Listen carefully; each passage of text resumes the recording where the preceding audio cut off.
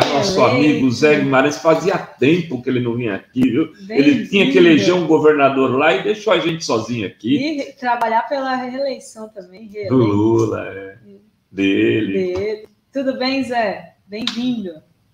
Tá sem som. Tá sem som, Zé. Bom dia, Adri. Bom dia, Renato. O período de afastamento não foi por falta de vontade, é porque eu tinha uma tripla tarefa no Ceará. Primeiro, me reeleger. Eu fui o deputado federal mais votado do PT, com um torno de 190 mil votos. Olha só, parabéns, Zé. Parabéns. E isso teve muito impacto no Ceará. Segundo, elegemos o governador. Imagina, o governador começou com 7%, 8%, ganhamos no primeiro turno, Eumano de Freitas. E terceiro, dá uma grande votação para o Camilo, senador, e garantir a vitória do Lula.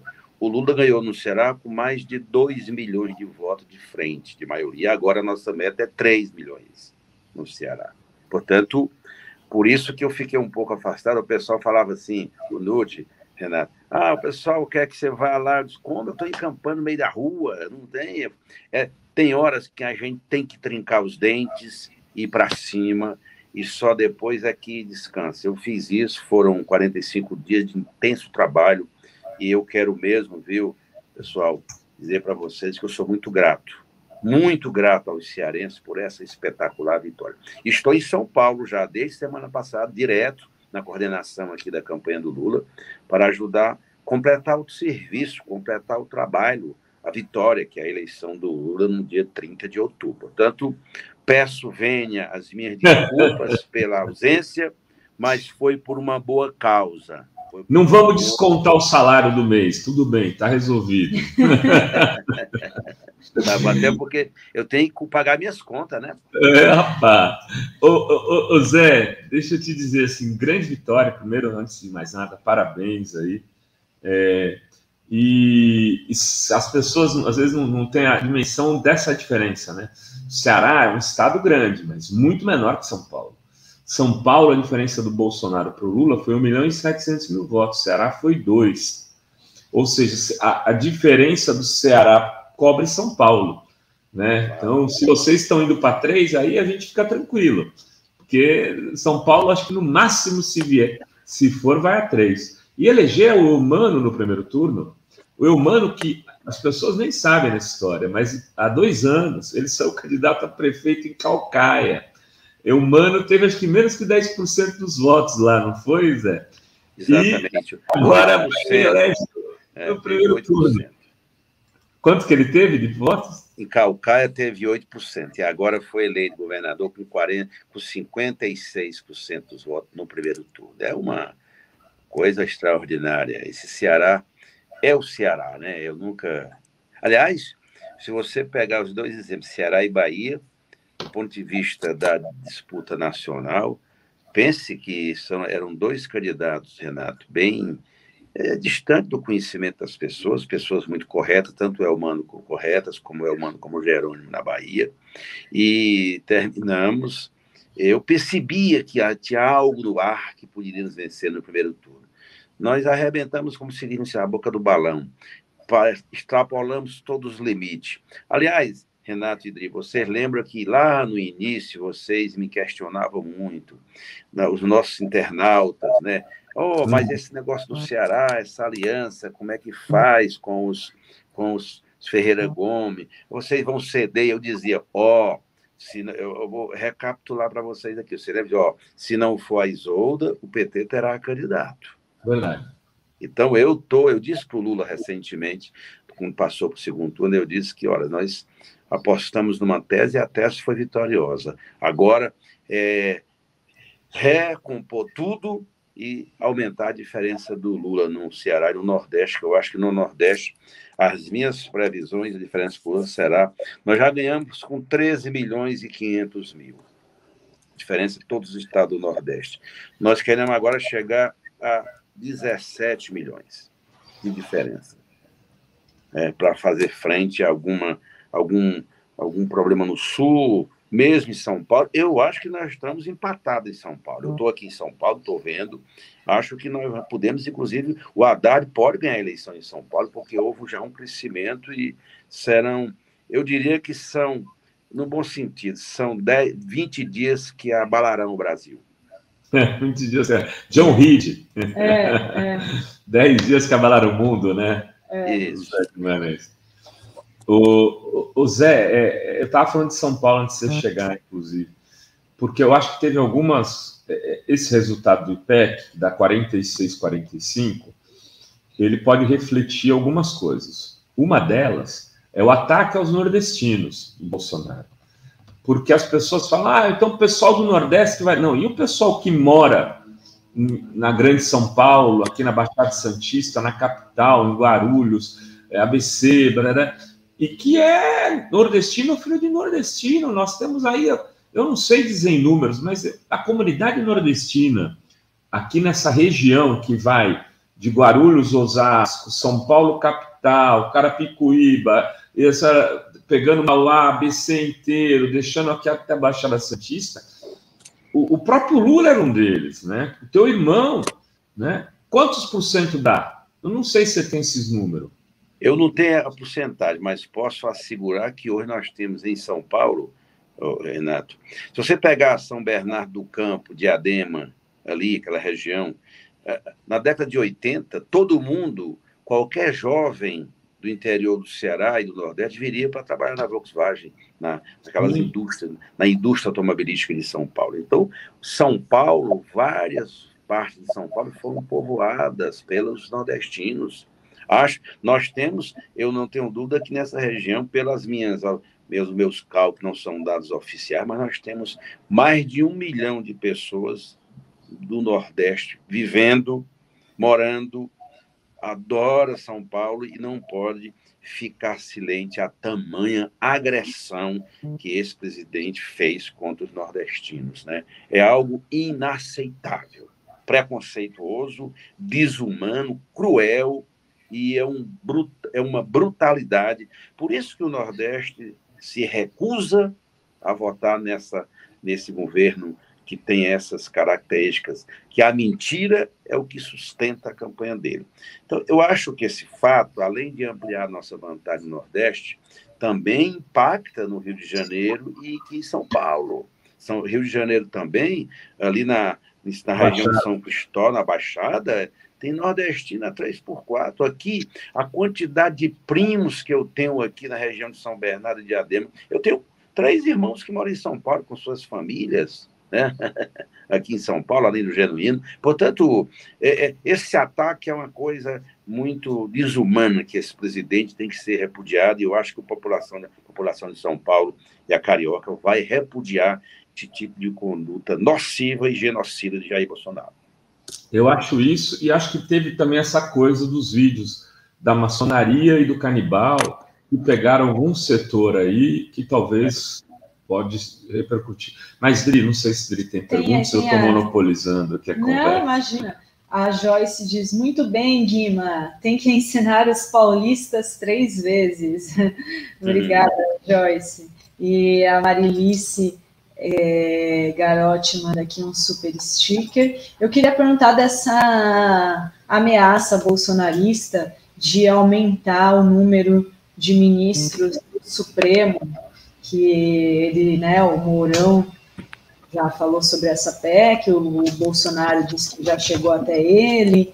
Você acha que isso seria, se é um projeto deles, caso de eles, que não vai acontecer, né, dia 30, mas, enfim, essa é a proposta deles.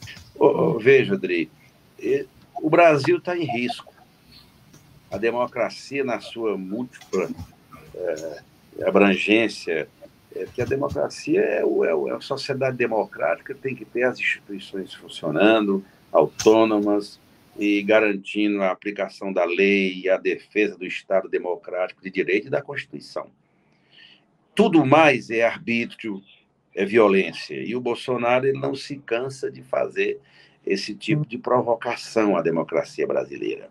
E ficam dizendo que nós fizemos tantos senadores no Senado, nós vamos mexer nas indicações. Primeiro, ele quer aumentar o número de ministros. Segundo, alterar o critério de escolha dos ministros do Supremo Tribunal Federal. Ou seja, quer dominar, quer interferir. nas instituições e principalmente no Poder Judiciário.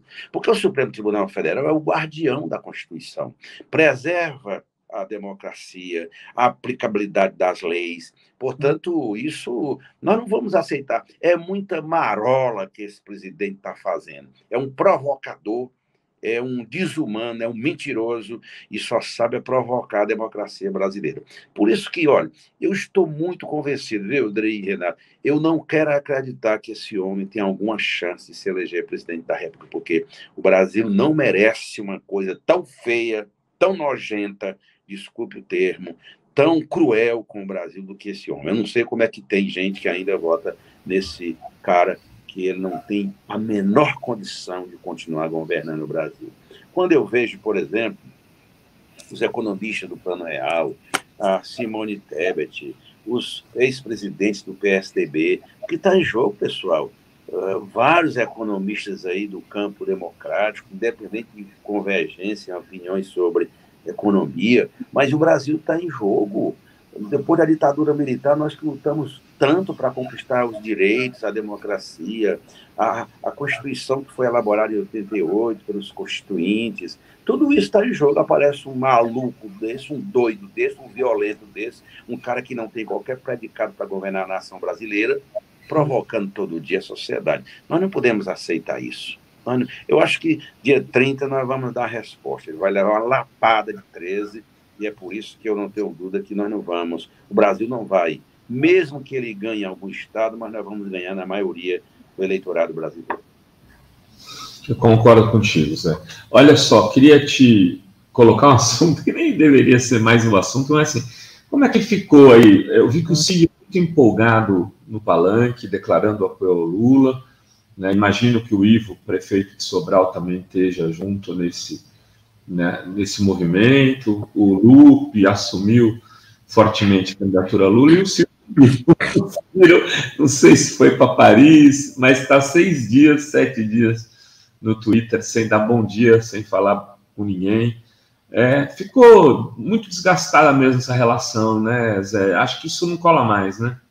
Quebrou que apartou, como se diz no Ceará.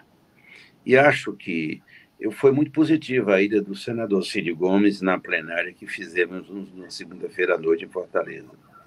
Nós nos reunimos lá, o PT... Eu não estava porque eu já estava aqui em São Paulo, eu fui requisitado pelo Lula para ficar aqui ajudando a Gleice no comando e outros companheiros no comando da campanha.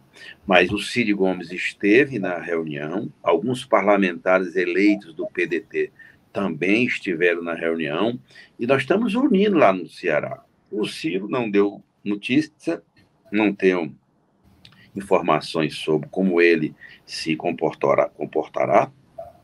Eu estive com o Carlos Lupe na segunda-feira à noite aqui em São Paulo, e ele disse, estou tentando falar com o presidente estadual do PDT, o André Figueiredo, para ver se junta, mas eu não tenho qualquer informações sobre o que o Ciro Gomes vai fazer.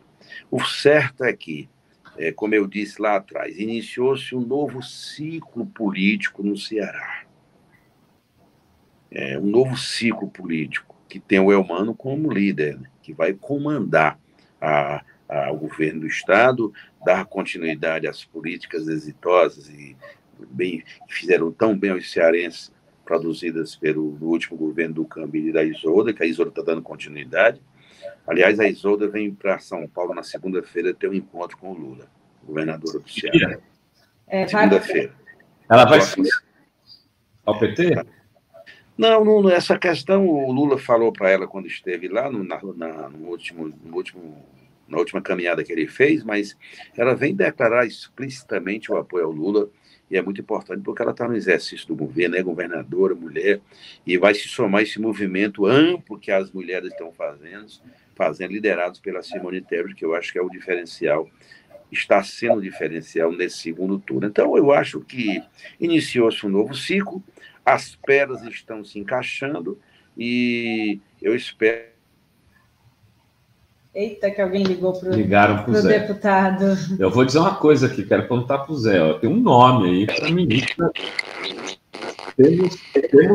Eu sei que discutir nomes antes de ganhar a eleição é a pior coisa que tem, mas vou dizer uma coisa aqui, o Zé fica à vontade. Mas Isolda é um grande nome para a ministra da Educação, por exemplo. É um grande nome. O Zé não deve ter me ouvido. Ela foi secretária de Educação de Sobral, ela é considerada a pessoa que garantiu, tiro quando é assim.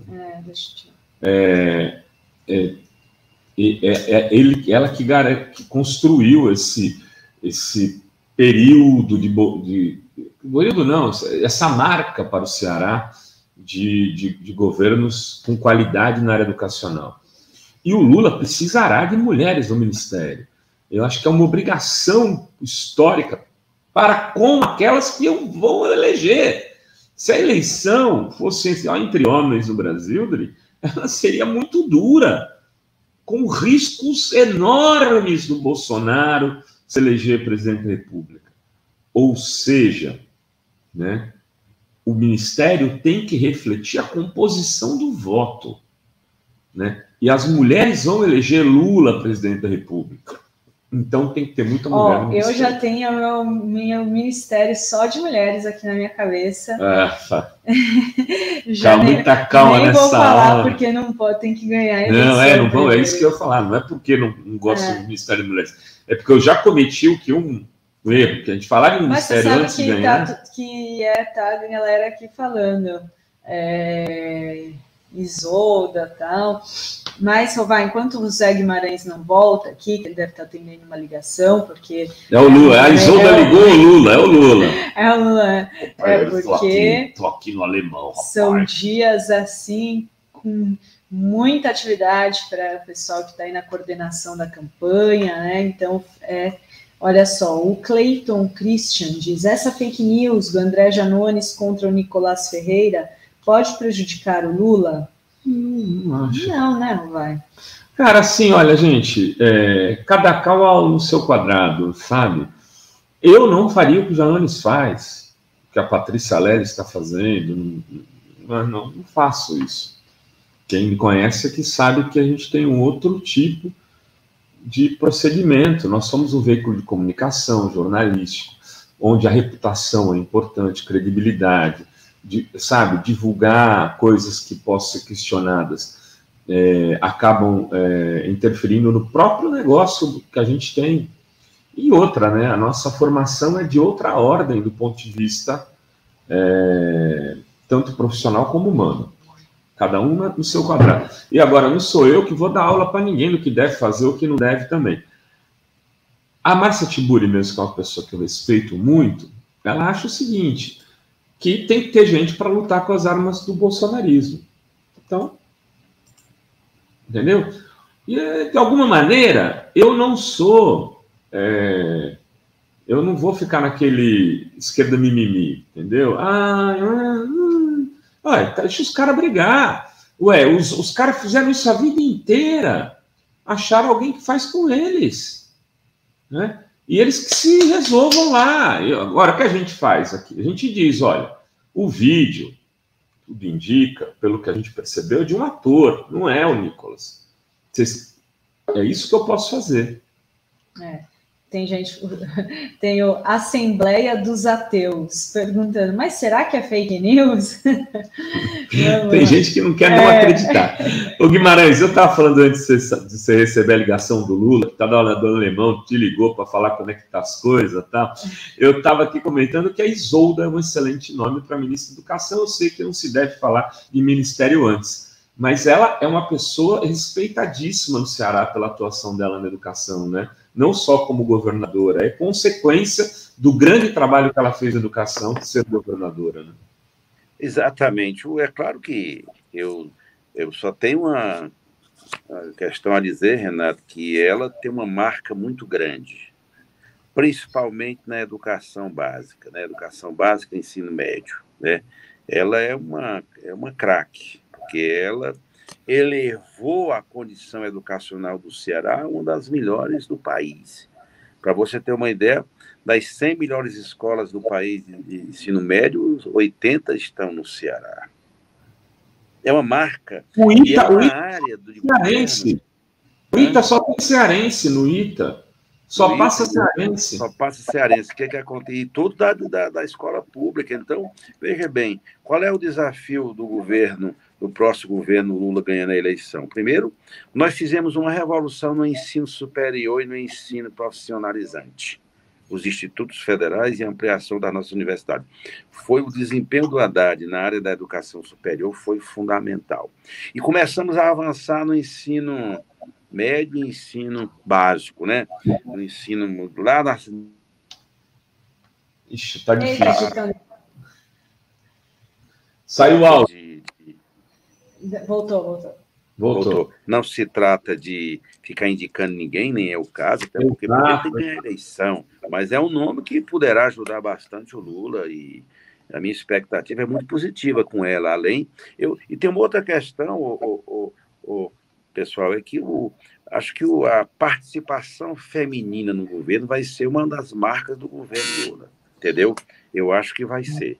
Portanto, eu estou muito confiante que nós vamos vencer e vamos fazer uma composição à altura dos desafios do Brasil. Estão te ligando aí? Acho que agora é a... Agora chegou gente. Chegou o almoço. Chegou a Isolda lá para conversar com ele. A gente já está articulando aqui. Tem aqui o membro da TV Fórum, Rodrigo Stein, que está dizendo: Isolda trabalhou toda a educação de Sobral e, posteriormente, do estado do Ceará como secretária de Educação do Estado. Tem mais de 20 anos de experiência. Nossa comunidade aqui bem informada. Obrigada, Rodrigo, pelo comentário. Eita, o Zé hoje está caindo. Eu ia falar uma coisa aqui. E a Wesley Menelli manda um super sticker. Muito obrigada, Wesley. Ô, Zé, epa, olha só, eu falei o seguinte: montar um gabinete, um ministério com muitas mulheres não é nada mais do que obrigação do Lula. Exatamente. E quem vai eleger o Lula são as mulheres. Se a eleição fosse só entre homens, ou a gente perdia ou a gente empatava. É só ver aí, ou ganhava por um trisco. Então tem que ter muita mulher mesmo, e eu vou usar esse programa aqui para falar: Lula, bota mulher no ministério. Eu acho também. Eu acho que eu escuto muito assim nas paralelas ele falando. Eu não tenho dúvida que ele vai compor um governo, dando tudo certo no dia 30, vai compor um governo com forte participação feminina no governo. Você pode ter certeza disso. E, evidentemente, pelo peso que tem o Nordeste, eu acho que o Nordeste poderá ter várias personalidades e com qualidade técnica. Essa Isolda é uma craque, eu te falando. E até falava assim, quando não deixaram ela ser candidata a governadora, ela começou, era vice-governadora, assumiu o governo, adquiriu luz própria, teve ritmo, deu continuidade, não fraquejou, é centrada. Eu vejo a Isolda Sela como uma das personalidades do mundo intelectual e educacional do Brasil, com grande possibilidade de ajudar o Lula a governar o Brasil. Mas, evidentemente, que nós não vamos estar indicando ninguém, mas sim, nós somos um time. E esse time, o time do Ceará, está muito disposto a ajudar o Lula a governar. Aliás, o Nordeste como um todo, e ela, evidentemente, não só ela, como o PT, o Camilo. Bom, enfim, estamos para ganhar a eleição, né, Renato? Ganhar a eleição, ganhando a eleição, tudo se resolve. Agora, se não ganhar, é um desastre político que compromete o nosso futuro. Eu queria fazer uma pergunta para o Zé sobre essa ameaça do Arthur Lira, dizendo que ou teremos orçamento secreto ou voltamos ao mensalão. E também dizendo que a composição do Congresso agora seria à direita, que então o PT terá dificuldade de governar. Como que você vê essa nova composição do Congresso e essa ameaça do Lira aqui, dizendo que orçamento secreto ameaçando, né? Ou volta mensalão, é a frase dele. Está no mudo, deputado. Viu, Dri? Deixa eu falar uma coisa que os nossos internautas que estão nos acompanhando podem divulgar e podem reproduzir. Toda vida que esse assunto do orçamento secreto vem a público, o Bolsonaro fica dizendo que não tem nada a ver com ele, foi o Congresso. Sabe o que ele fez? Se ele não tinha nada a ver com isso, por que ele enviou a proposta orçamentária, a LOA de 2023, que foi enviada para nós no Congresso no último dia 31 de agosto, por que ele deixou os 19 bilhões do orçamento secreto lá? Ele fica dizendo que não tem nada a ver com isso? Tem sim, porque se ele não quisesse, ele não tinha enviado a proposta, porque o nosso telespectador aí, o nosso internauta, é o presidente da República que é obrigado a encaminhar a LOA, a Lei Orçamentária Anual, todos os dias 31 de agosto do ano anterior. E ele fez, e está lá, está no sistema da Câmara dos Deputados, está lá a chancela dele, assinado por ele pelo Paulo Guedes. Portanto, não tem mentira aqui. Eu nunca vi uma pessoa tão mentirosa e mentir tanto como esse Bolsonaro. Portanto, é ele sim o responsável pelo quem faz o orçamento, é o Ministério do Planejamento. Segundo lugar, a correlação de forças do Congresso não é bem assim. Veja bem, hoje o Bolsonaro e a turma dele elegeu 180 deputados. PL, esses partidos aí, certo? 180. Nós elegemos 140. Está fora disso o MDB, está fora disso o PSD, está fora disso o PSDB. Portanto, tem vários partidos que não estão computados nem de um lado e nem de outro. Portanto, dependendo, quando se ganha uma eleição, o governo sai com força popular. O país deu a vitória. Portanto, nós vamos ter que rever isso, sim. Nós vamos, depois da eleição, vamos ter que centrar praça no Congresso Nacional. Vamos rediscutir, inclusive, a proposta orçamentária, quem ganhar o governo. Se nós ganhar, vamos ter que sentar com todo mundo e rediscutir tudo. Não pode continuar. Não pode. O povo não aceita isso. Portanto, nós vamos ter que rediscutir tudo. É uma nova proposta que surge das urnas. Esse orçamento que foi do Bolsonaro, ele perdendo a eleição como ele vai perder, tem que mudar o orçamento. Nós vamos mudar o orçamento, vamos rediscutir e vamos chamar todo mundo para conversar. Não pode o cara cortar 3 bi, o Renato e Dri, da educação e ficar com essa conversa fiada que é contra o orçamento secreto. Foi ele que mandou para lá. Ora, mas evidentemente que os deputados votaram, mas ele é o autor. Tem lá a chancela dele, tem a assinatura dele. Portanto, eu até disse isso para o Lula. Não tem nada a ver com isso, foi o Congresso. Engraçadinho. Ele que mandou a proposta. Por que ele mandou a proposta para o Congresso Nacional? Portanto, nós vamos ter que rever, viu? Eu acho que o problema central, ganhar a eleição. Ganhando a eleição, tudo mais, e com a capacidade política do Lula. O PT com 69 deputados. A minha meta era eleger 70 a 75. Não sei se vocês lembram disso. Elegemos 70, 69. Portanto, somos a segunda maior bancada. O PT, a primeira é o PL. Então, tudo poderá ser alterado dependendo do resultado do próximo dia 30. Muito bem, Zé. Estamos chegando aqui ao final, mas eu queria te perguntar o seguinte. Teve uma operação da PF em Alagoas que atingiu o Paulo Dantas, né, que é atual governador, foi presidente da Assembleia Legislativa. Atingiu também o atual presidente da Assembleia Legislativa, que é o atual vice. E aí eu fico aqui perguntando, quer dizer, esse espírito do lavajatismo não morreu, né? Ele está vivo. Veja, é estranho. Como é que se faz um troço desse no meio de uma eleição? Tanto é que o ministro Alexandre de Moraes pediu explicações à ministra do STJ, a Laurita, para saber as razões disso.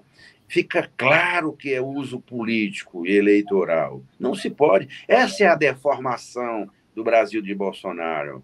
Essa é a concepção da Lava Jato, porque a Lava Jato se transformou, em nome de combater a corrupção, num partido político e age. Tem suas entranhas dentro do judiciário, alguns setores, tem suas ações, continua fazendo do mesmo jeito.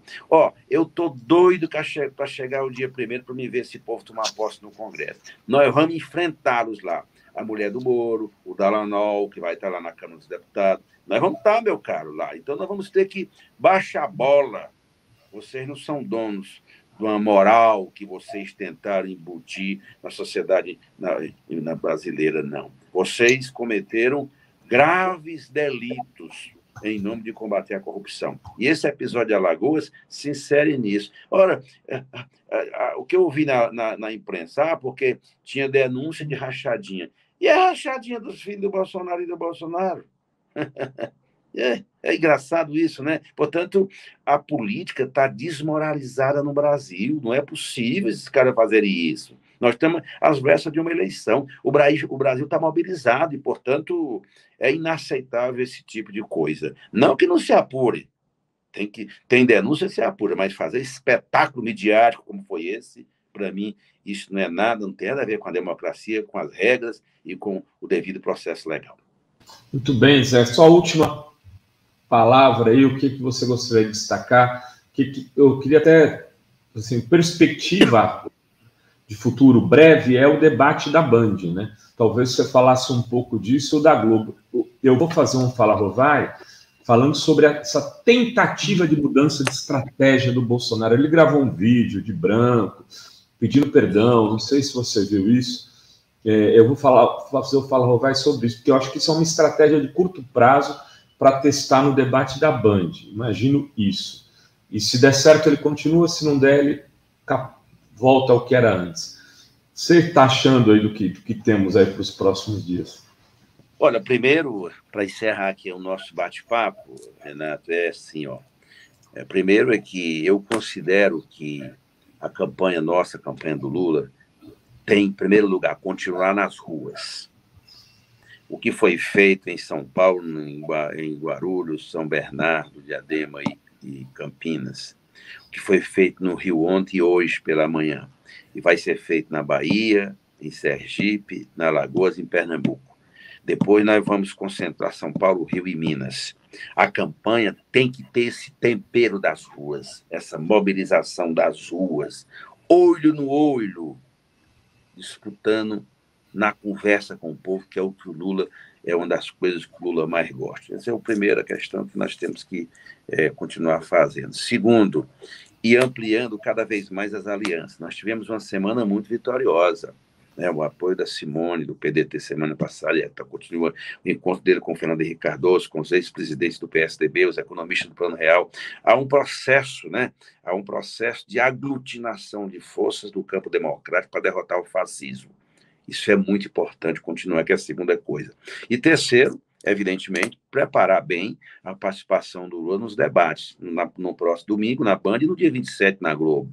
Eu acho que nós temos, pela experiência do Lula, ele não deve entrar em provocação, mas também não deve levar desaforo para casa. Eu tenho essa percepção. Tem que ser duro, tem que encantoar esse cara, desmoralizá-lo politicamente e discutir no debate os problemas do Brasil, evidentemente não deixando nada sem resposta. Eu estou confiante que o Lula pode dar um banho.